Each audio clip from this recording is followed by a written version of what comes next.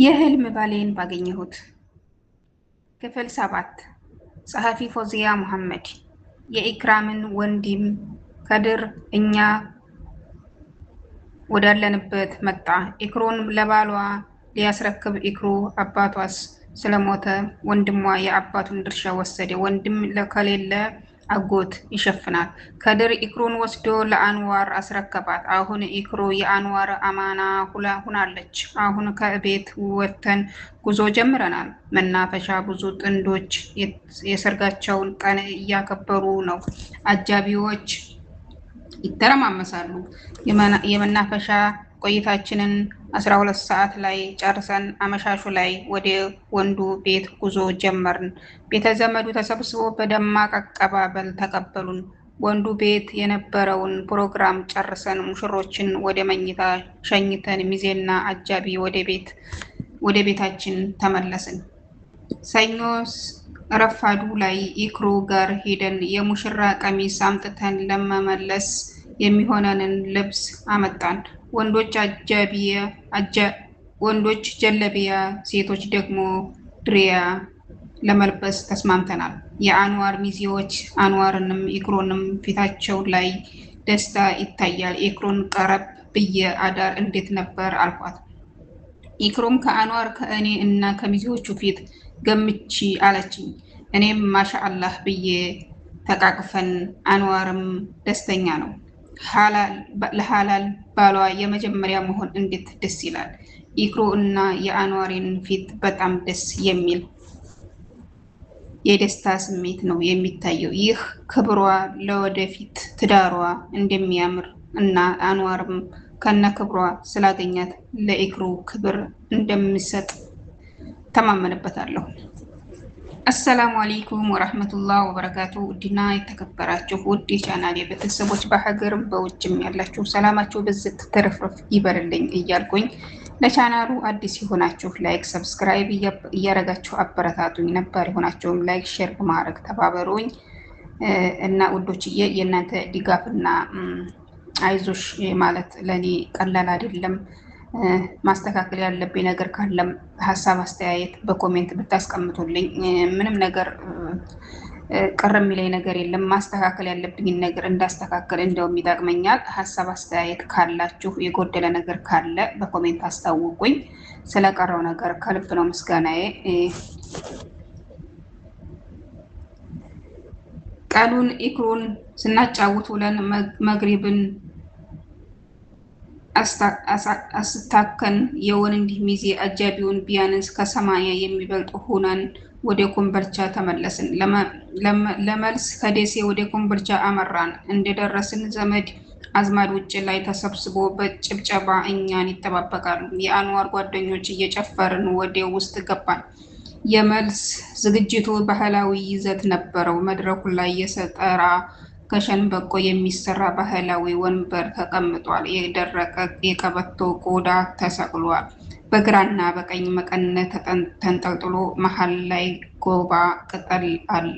ለአንድ ማቅረቢያ ሞሰብ ወርቅ መሃል ላይ አለ። ከዛ አለፍ ብሎ ጥግ ላይ ስኒና ረከቦት ተዘርግቷል። ወፍጮ ሙቀጫና ሰፌድም አለ። ወንድ መድረክ ሂደን ትንሽ ከተረጋጋን በኋላ የዚያራ ፕሮግራም አለ። ሙሽሮች የሴቷን ቤተሰቦች ይዘይራሉ። በወሎ ባህል የሴት እናት ለሙሽራው ጋቢ ትሰጣለች። በምላሹ እሱም ሀደሬ ይሰጣል። ሌሎች ዘመዶችም ያዘጋጁትን ስጦታ ሙሽሮች ወገብ ላይ ያስቀምጣሉ። በዚህ ሰዓት ከሴትም ከወንድም አንደኛ ሚዜ ተከትሎ ስጦታውን ሰብስቦ ይይዛል። እነ ኢክሩ ለዚያራ ሲነሱ እኔና ዑስማን ተከተልናቸው። ከኢክሩ ወገብ ላይ ስጦታውን ለዑስማን አሸክማለሁ። ሸክም እንደበዛበት የተመለከተ ኃይለኛው ከማል ወጥቶ ተቀበለው እንጂ እኔ አላስተዋልኩም ነበር። እባክሽ እዘኝልኝ የሚለው ንግግሩ አባነነኝ። ስመለከተው ከአቅሙ በላይ አሸክሜዋለሁ። አፈርኩ። ግን ከማል መጥቶለታል። አጋዥ ዚያራ ጨርሰን ተቀመጥን። ሁሉም የመጣው ሁሉ የምላሹን ድግስ በሉ። እነ ኢክሩ ሊሄዱ ሲነሱ እናቷን አቅፈው ማልቀስ ጀመረች።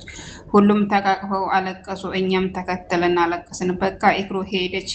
በየሳምንቱ እሁድ ኢክሩ ጋር እየሄድን እንውላለን። ኢክሩ ደስተኛ ሆና መኖር ጀምራለች። አልሐምዱሊላህ። የሚወዱትን ሰው ደስታ ከማየት በላይ ምን ደስታ ነገር አለና ቀን ከቀን ሳምንታትን እየተካ ጊዜው በንፋስ ፍጥነት መቁጠሩን አላቆመም። የማትሪክ ውጤት ተለቀቀ። ነቢ በ521 በመምጣት የትምህርት ቤታችን ሰቃይ ሆናለች። ኢክሩ 470 እኔ ደግሞ 402 አመጣሁ። ሳይሆን አይመን ሰጠኝ ብል ይቀለኛል። ሀያት 311 አምጥታ ወድቃለች። ሀዩ ስለወደቀች በጣም ከፋን።